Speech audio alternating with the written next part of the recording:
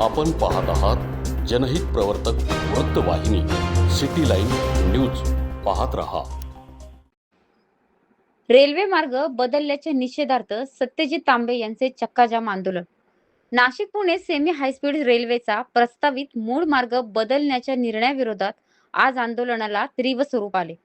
आमदार सत्यजित तांबे यांच्या नेतृत्वाखाली रेल्वे मार्गाच्या मागणीसाठी चक्काजाम आंदोलन करण्यात आले. नाशिक पुणे रेल्वेचा सिन्नर, संगमनेर, आळेफाटा, नारायणगाव, मंचर, खेड, चाकण हा सरळ आणि लोकहिताचा मार्ग कायम ठेवावा अशी आंदोलकांची प्रमुख मागणी आहे.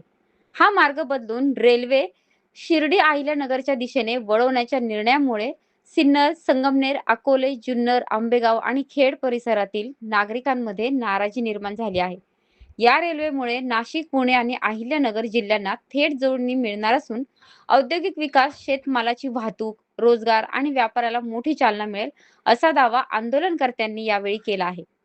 नाशिक पुणे रेल्वेचा मूळ सरळ मार्ग बदलू देणार नाही अशी भूमिका घेत सत्यजित तांबे यांनी सरकारचे लक्ष या प्रश्नाकडे वेधले. यापूर्वीही त्यांनी या मार्गासाठी सातत्याने पाठपुरावा केला असून नागरिकांनी मोठ्या संख्येने आंदोलनात सहभागी व्हावे असे आवाहन केले होते. रेल्वे मार्गाचा प्रश्न तातडीने सोडून मूळ प्रस्तावित मार्ग कायम ठेवावा, अन्यथा आंदोलन आणखी तीव्र करण्याचा इशारा यावेळी देण्यात आला. सिटी लाईन न्यूज साठी प्रतिनिधी दिनकर गायकवाड, संगमनेर.